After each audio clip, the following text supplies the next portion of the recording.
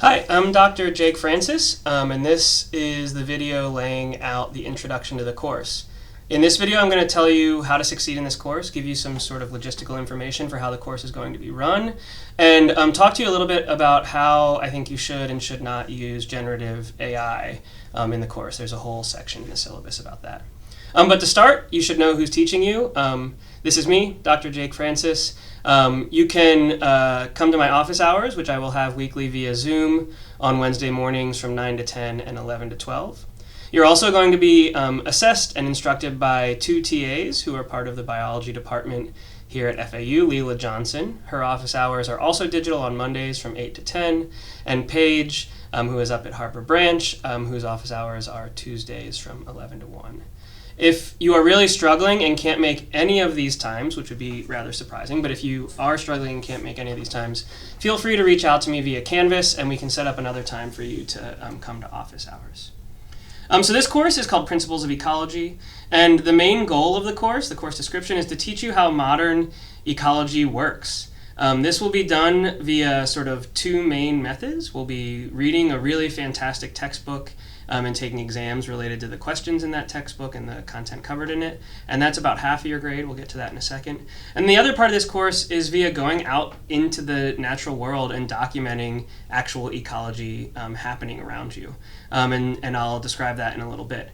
So it's basically made up of these two parts, reading and understanding the history of ecology, and then contributing to real modern ecological sciences. Hopefully you have met all the prerequisites. You wouldn't have been able to register it if not.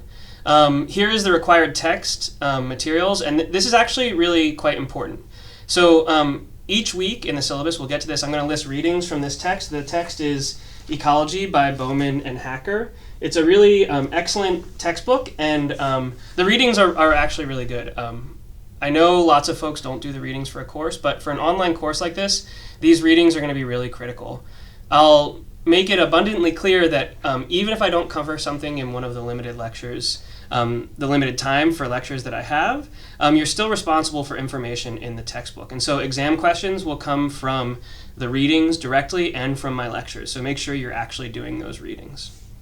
The next important part here is our course evaluation method.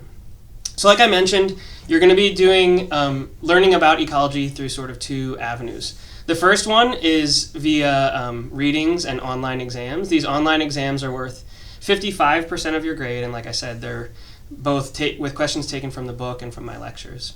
And then the second part of your grade, nearly half of it, is this ecology in action assignments, and I'm going to run you through what those are a little later in this video. But these are actually doing ecology out in the real world. In terms of how these grades add up, what you need to know is that there will be 3 exams throughout the semester and then a cumulative final exam. In terms of calculating your final grade, I'm going to take the top 3 of those 4 exams. So what that means is if you get like a 98, a 98, and a 98 on your first 3 exams, you do not have to take the final. I'm going to drop the lowest exam score.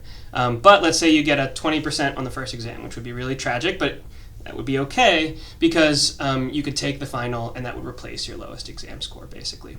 So this is built for you to succeed. The exams are going to be fully online. I'm not going to ask you to use a lockdown browser or anything like that, but I'm going to ask you to really invest time in learning the material and doing these exams well.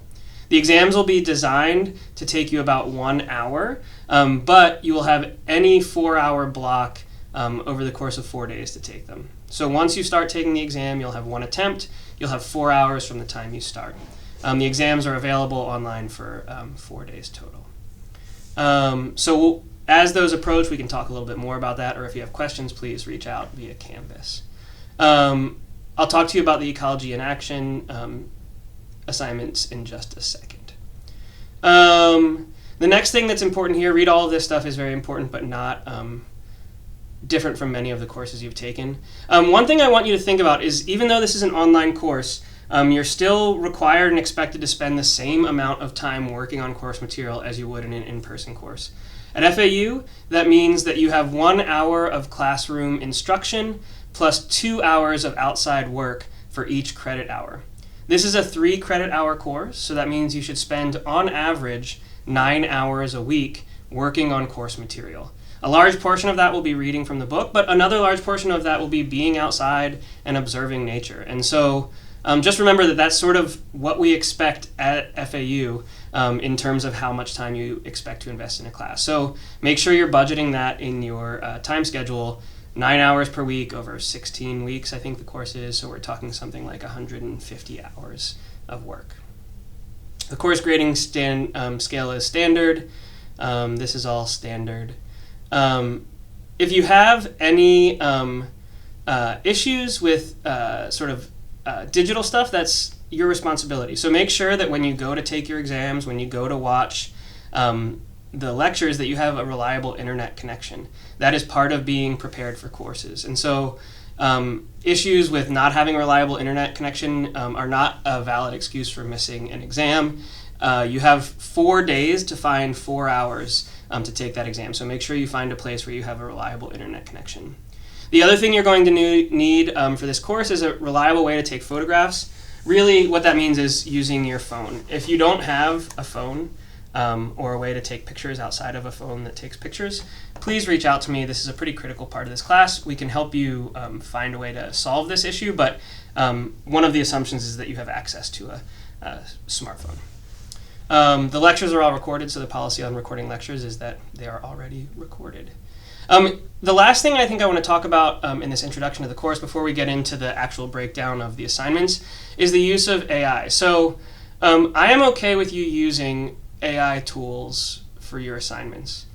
That said, I don't think that you should use them without thinking about it. So I use AI tools every day in my writing. I use them every day in preparing this course. I use them every day to help supplement my ability to think creatively and to create information and value in this world.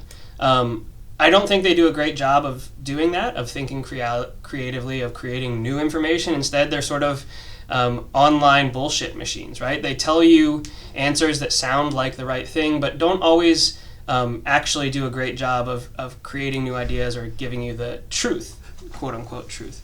And so any information that you submit as an answer to a course or as a response to an assignment, you are responsible for. You are saying, I have read this, this is what I think, these are my thoughts, and I own them. That doesn't mean you didn't use other tools to help you refine those thoughts, to help you refine your writing, to help you with your grammar, to help you with your language, but you are responsible for the things you submit, whether they come from an AI chatbot or not.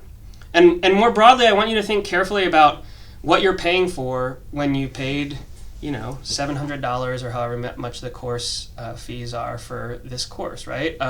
You're paying for someone who spent their life thinking about ecology, and then 2 students who are devoting their lives to ecology, to spend a lot of time listening to your thoughts, helping you learn the science, and then helping you learn to apply that science to the real world. That's not a small investment. That's a lot of money, right? Like if you put $1,000 in the stock market right now, it would be worth a ton of money when you go to retire. So you're investing that money in yourself, and if you want to get a payout from that investment, you want to actually have us assess your real thoughts. And so, spend some time thinking about how much you want to rely on AI. But if you do use it, document it, cite it, say I used AI to help do X, Y, and Z, and that's sort of what's expected here. I think that is everything in terms of sort of logistics. The course topical outline is here. So this lays out the readings you're expected to do for each week of the course and when our exams will be. The important thing to note here is that the exams will cover everything up to the week they are listed. So for example, the readings covered in exam 1 are chapters 1, 2, 3, 4, 5, 6, and 8. Does that make sense? So because 8 is the same week as the exam, it is also covered on the exam.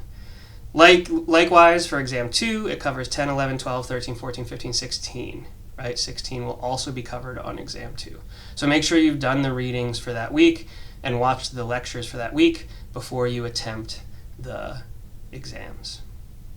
The next assignments I want to run you through are the ecology and action assignments. Those aren't listed on the syllabus, but they are listed under the assignments tab in Canvas. So the exams are worth 55% of your grade. These ecology and action assignments are worth 45% of your grade, so nearly half, and they're extraordinarily important to you getting the content of the course. In this first week of the course, you're going to be asked to do these first 2 assignments. There's a separate video laying those out. But these assignments are scaffolded in such a way that every assignment after the first builds on the ones before it. So if you get behind on these assignments, it's going to be very hard to catch up because, for example, tying your observations back to the scientific literature is impossible if you haven't made any observations on iNaturalist. So please stay on top of these deadlines. iNaturalist, there's a whole introduction to this on the video to iNat, but it's basically a citizen science platform where community members submit pictures of organisms. Those organisms are identified both by AI and by humans, and those identifications are used, and the location of those organisms and their identity are used in all kinds of scientific questions. And so you're going to be submitting real data to this website that will be used by scientists just like me. I use these data in my science.